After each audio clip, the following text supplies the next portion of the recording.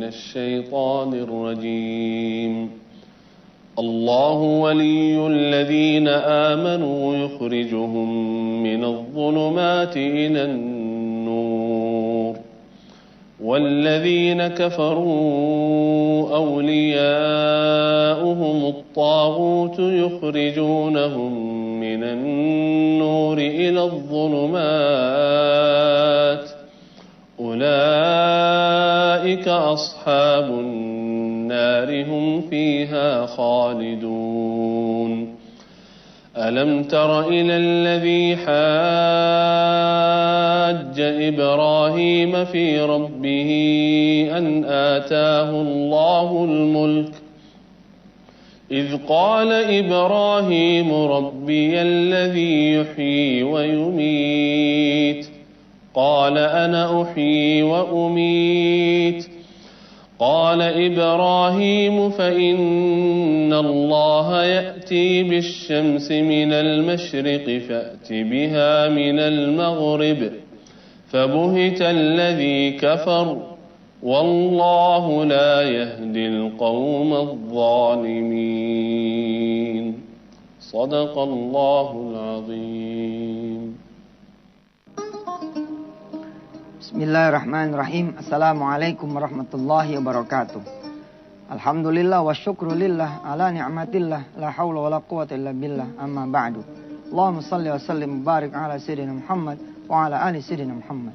Pemirsa yang dirahmati Allah, masih ingat pembahasan kemarin bahwasanya Allah Subhanahu wa taala mencintai Nabi Muhammad sallallahu alaihi wasallam. Salah satu kemudian yang membuat kita tahu bahwa Allah mencintai Nabi Muhammad sallallahu alaihi wasallam adalah dialog antara Allah dengan Muhammad sallallahu alaihi. Nabi Yuna Muhammad ini begitu istimewa, diperhatikan betul oleh Allah. Bahkan Allah kemudian memberikan sedikit ancamannya, bukan sedikit, banyak ancamannya buat mereka kemudian yang tidak mencintai Rasulullah, buat mereka yang kemudian membenci Rasulullah, buat mereka yang bahkan menghina Rasulullah. Di antaranya di dalam surah Al-Ahzab ayat 57. Pemirsa, langsung kita belajar.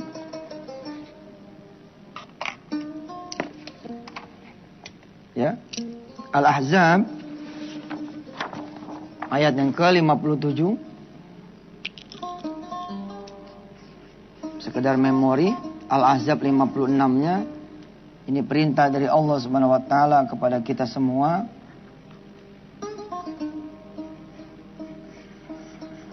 Agar kita berselawat kepada Rasulullah sallallahu alaihi wasallam.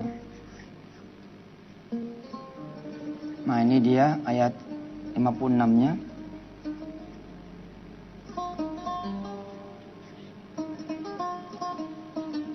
Di ayat 57-nya kalau saudara perhatikan adalah innal ladzina yu'dzunallaha yu'dzunallaha wa rasulahu la'anahumullahu fid dunya wal akhirah. La'anahumullahu fid dunya wal akhirah. Wa'adda lahum 'adzaban muhina. Wa'adda lahum 'adzaban muhinan. Sesungguhnya Allah yang akan membalas, ya, akan melaknat mereka-mereka yang menghina Allah dan Rasulnya. Kita lihat lagi kedudukannya ini, Masya Allah. Cintai Rasulullah, maka Allah akan mencintai yang mencintai Rasulullah. Kalian bencilah Rasulullah, maka Allah yang punya alam ini akan membenci kalian dan melaknat kalian. Allahu Akbar. Kita lihat lagi sebagai sambungan dari materi yang kemarin, bagaimana Allah menunjukkan dialognya langsung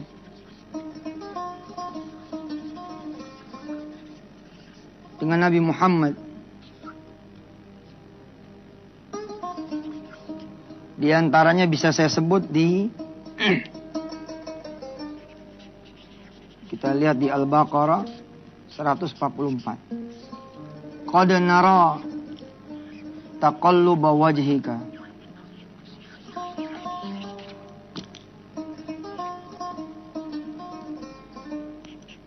Bagaimana Allah kemudian menghampiri Rasulullah, mendatangi Rasulullah dan kemudian berfirman kepada Rasulullah, "Qad nara, sungguh kami telah melihat taqalluba wajhika." Berulang-ulangnya kamu memohon kepada Allah. Jadi yang saya ingin tunjukkan kepada pemirsa semua adalah bahwa Allah ini intens, dialognya intens, memperhatikan rapat gitu. Nanti ayat-ayat ini kita akan baca ya. Siapin pemirsa Al-Qur'annya di rumah. Siapin Al-Qur'annya di rumah. Nanti kita akan baca mulai 142 Bismillahirrahmanirrahim sampai nanti 153. Allah ini betul-betul melindungi, memprotek Rasulullah, senantiasa berhubungan. Kita belajar ketika kecil bagaimana Rasulullah yang kemudian pergi ke Taif. Ternyata di sana disambut oleh cacian, makian dan lemparan batu sehingga berdarah Rasulullah. Lalu Allah menurunkan malaikat Jibril alaihissalatu wassalam. Jibril lalu bertanya kepada Muhammad sallallahu alaihi, "Wahai Muhammad, Allah sudah memerintahkan kepadaku ini. Kalau engkau berkenan, aku akan angkat ini gunung-gunung, lo kau timpakan kepada penduduk Taif." Allahu Akbar.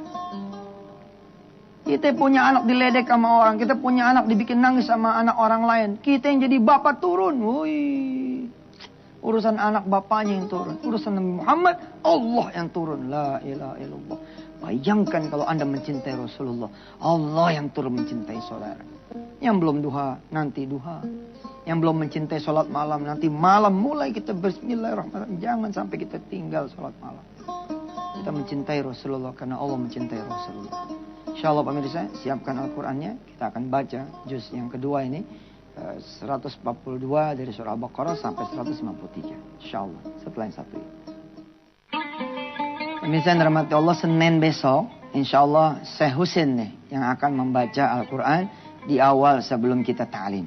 Sebelumnya kan Syekh Muhammad ya. Ini Syekh Husin. Syekh Husin ini adiknya Syekh Muhammad. Masya Allah. Indonesia berkaya didatangi oleh satu keluarga yang penghafal Quran. Dan besar tumbuh di Madinah. Walaupun aslinya orang Yaman. Belajar dari para masyaihul Quran. Dan saat ini Syekh Husin berada di pesantren Darul Quran. Saya masih berharap oleh Allah Subhanahu wa taala dititipi amanah berupa anak-anak saudara semua setanah air yang mau dididik menjadi seorang penghafal Quran. Indonesia butuh banyak penghafal-penghafal Quran yang nanti insya Allah kita bikin juga atas izin Allah dan kekuatan Allah, mudah-mudahan menjadi juga seorang politikus yang hafizul Quran, ekonom yang hafizul Quran, gubernur, wali kota, bupati yang hafizul Quran, menteri-menteri yang hafizul Quran, pengusaha-pengusaha yang hafizul Quran insya Allah. Pemirsa, mari kita sama-sama baca ya, mulai dari juz 2 142 sampai 153. Selama saya membaca, saudara lihat terjemahannya, bagaimana proses kemudian Allah Subhanahu wa taala berdialog dengan Muhammad sallallahu alaihi wasallam. Saat itu kiblatnya umat Islam itu bukan ke Makkahul Mukarramah, bukan ke Ka'bah, tapi ke Baitul Maqdis di Palestina. Terjadi ledekan di antara ahlul kitab, terjadi ledekan dari orang-orang musyrik dan orang-orang kafir. Muhammad, agamamu katanya Islam, tapi kiblatmu itu Baitul Maqdis. Kiblatnya Isa dan para pengikutnya. Oh, subhanallah. Rasulullah pun merasa, Allah melihat Rasulullah terus menengadahkan tangannya ke langit, meminta supaya kemudian dipindah itu kiblat. Bukan lagi ke Baitul Maqdis, tapi seperti yang sekarang ini kita nikmati, kita menghadap kepada Ka'bah. Saya berdoa mudah-mudahan saudara-saudara yang mengikuti ayat-ayat ini, insya Allah mudah-mudahan bisa melihat Ka'bah langsung dengan matanya. Bisa melihat Ka'bah langsung dengan matanya. Bisa melihat Ka'bah langsung dengan matanya. Sallu ala Nabi. Allahumma salli ala Sayyidina Muhammad. Wa ala ali Sayyidina Muhammad. A'udhu billahi minasy syaithanir rajim. Bismillahirrahmanirrahim. سيقول السفهاء من الناس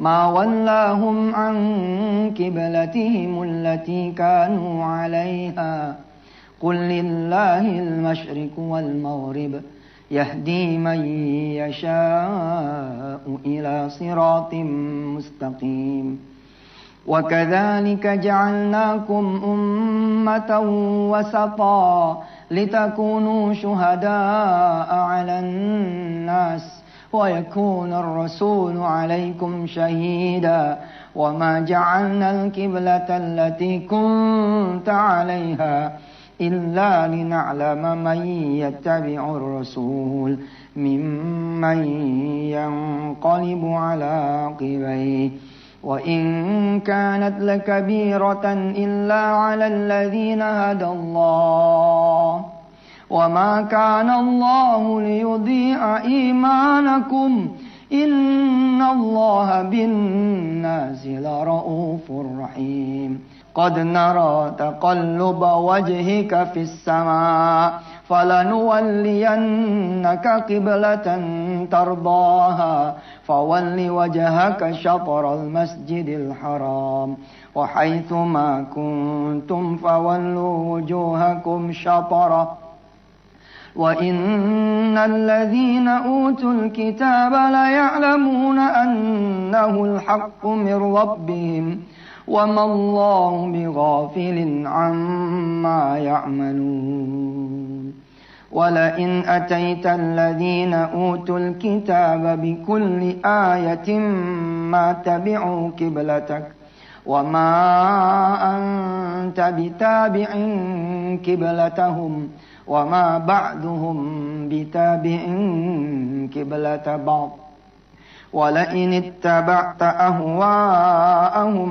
من بعد ما جاءك من العلم إنك إذا لمن الظالمين الذين آتيناهم الكتاب يعرفونه كما يعرفون أبناءهم وإن فريقا منهم ليكتمون الحق وهم يعلمون الحق من ربك فلا تكونن من الممترين ولكل وجهة هو موليها فاستبقوا الخيرات أينما تكونوا يأتي بكم الله جميعا إن الله على كل شيء قدير ومن حيث خرجت فول وجهك شطر المسجد الحرام وإنه للحق من ربك وما الله بغافل عما تعملون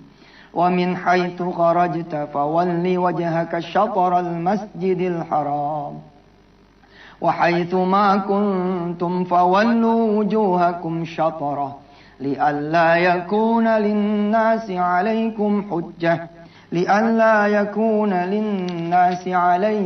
حجة إلا الذين ظلموا فلا تخشوهم واخشوني ولأتم نعمتي عليكم ولعلكم تهتدون كما أرسلنا فيكم رسولا منكم يتلو عليكم آياتنا ويزكيكم ويعلمكم الكتاب والحكمة ويعلمكم ما لم تكونوا تعلمون فاذكروني أذكركم واشكروا لي ولا تكفرون يا أيها الذين آمنوا استعينوا بالصبر والصلاة إن الله مع الصابرين صدق الله العظيم. Pemirsa yang dirahmati Allah, tidak akan dibuka pintu surga sampai kemudian Rasulullah memasuki pintu itu. Dan Rasulullah tidak akan memasuki pintu itu dulu. Sebelum Rasulullah menengok ke belakang, ke kanan dan ke kiri, aina ummati, mana umatku?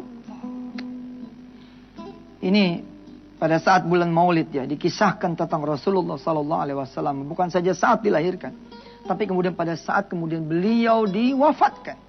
Dan pada saat kemudian beliau dibangkitkan. Saya mengenang ya ketika kecil dikisahkan oleh orang-orang tua. Dan para anak-anak begitu, para guru di kelas ya, mengisahkan kepada kami. Nanti alam ini udah gak ada lagi orang. Habis sudah. Nggak ada siapa-siapa dan tidak ada apa-apa. Lalu kemudian turunlah keputusan Allah Subhanahu wa taala untuk membangkitkan semua yang mati. Untuk menghidupkan semua yang dulu pernah hidup lalu Allah matikan. Diutuslah 4 malaikat oleh Allah Subhanahu wa taala. 4 malaikat diantaranya Mikail, Israfil dan Jibril alaihissalatu wassalam. Untuk kemudian membangunkan dulu Nabi Muhammad sallallahu alaihi wasallam. Nabi Muhammad dibangunkan. Karena tidak ada yang dibangkitkan kecuali Nabi Muhammad dibangkitkan terlebih dahulu. Subhanallah. Tidakkah kita bangga? Kita mencintai Rasul yang seperti ini kemuliaannya. Tidak masuk surga dulu kecuali Nabi Muhammad masuk. Tidak dibangkitkan dulu orang-orang semua di muka bumi kecuali Nabi Muhammad dibangkitkan. Tapi 4 malaikat ini tidak mampu menemukan di mana makam Rasulullah SAW. Sampai kemudian Allah memberikan cahayanya. Ketika Allah memberikan cahayanya, mengenalilah semua bahwa inilah dia makam Rasul yang dicintai oleh Allah Subhanahu wa taala, yang pernah diundang naik Isra dan Mi'raj. Bermuajahah langsung dengan Allah Subhanahu wa taala bi badani wa ruhi, dengan badannya dan ruhnya. 4 malaikat ini kemudian saling bicara, siapa yang berhak membangunkan Nabi Muhammad sallallahu alaihi wasallam. Israel mengatakan kepada Jibril, Jibril engkau yang dicintai oleh Nabi Muhammad sallallahu alaihi wasallam. Jibril bilang, nah engkau Israel, engkau yang mematikan Nabi Muhammad SAW. Engkau yang diperintahkan oleh Allah mencabut nyawanya. Engkau yang menghidupkan kembali atas izinnya. Lalu kemudian malaikat ini berkumpul, begitu kata guru-guru saya. Bersama-sama membangunkan ini. Orang yang dicintai oleh Allah Subhanahu wa taala. Dan dicintai oleh seluruh penghuni langit dan bumi kecuali manusia yang segelintir mencintainya. Ketika dibangunkan Nabi besar Muhammad SAW. Saudara tahu apa yang ditanya oleh Rasulullah kepada 4 malaikat ini. Aina ummati, mana umatku? Allahu Akbar. Hebat. Kita begitu bangun, mobil mana nih? Kita begitu bangun, aduh utang. Begitu bangun, istri lagi nggak ada. Begitu bangun, dunia yang kita ingat. Lihat Rasulullah dalam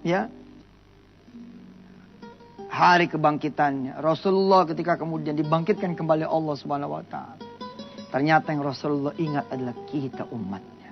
Aina ummati, bagaimana umatku? Di mana umatku? Sedangkan kita umatnya nggak pernah mikirin Rasul. Pagi berlalu tanpa ada duha, malam berlalu tanpa ada sholat malam, sholat zuhur diselenggarakan tanpa ada sholat berjamaah, tanpa kemudian menegakkan qobliyah dan ba'diyah. Gaji turun tanpa ada sedekah. Hari berlalu tanpa ada Quran yang dibaca. Rasulullah begitu sibuk mengingat kita. Aina ummati. Dibangkitkan oleh Allah lewat wasilah 4 malaikat ini. Begitu bangun. Kira-kira menurut kita begitu ya. Melek. Ternyata yang ditanya. Aina ummati. Persis saat ketika beliau wafat. Malaikat Jibril turun bersama Israel. Dari Baitul Ma'mur ke langit 7, 6, 5, 4, 3, 2, 1. Lalu turun Israel alaihissalatu wassalam. Dengan meninggalkan Jibril di langit yang pertama. Israel bertanya kepada malaikat Jibril, kenapa engkau berhenti? Apa kata Jibril? Teruskan. Aku tidak tega melihat engkau mencabut nyawa orang yang paling aku cintai. Lalu Jibril berpisah dengan Israel. Israel yang turun kemudian ke kamar Rasulullah SAW. Ke langit dunia. Tahu apa yang terjadi.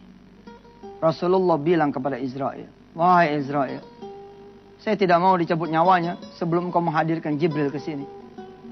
Lalu malaikat Israel naik lagi ke langit yang pertama, lalu bilang, wahai Jibril, Rasulullah pengen ketemu sama engkau. Ayo turun bareng-bareng. Begitu turun di depan Rasulullah, apa kalimat yang disampaikan oleh Rasulullah? Bagaimana nasib umatku nanti sepeninggal diriku? Aku ingin tahu dulu jawabannya, kira-kira begitu. Bagaimana nanti Allah Subhanahu wa taala memperlakukan umatku? Memperlakukan orang-orang yang mencintaiku kalau aku sudah tidak ada.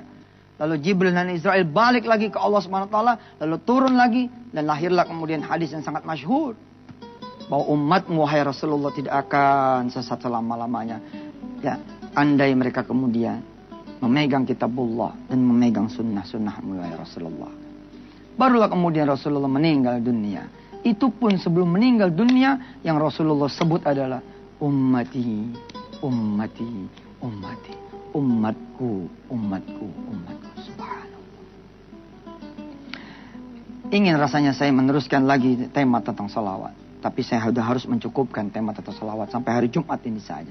Senin yang akan datang kita sudah akan berbahas, yang membahas tentang bagaimana kemudian kita menjadi pengusaha.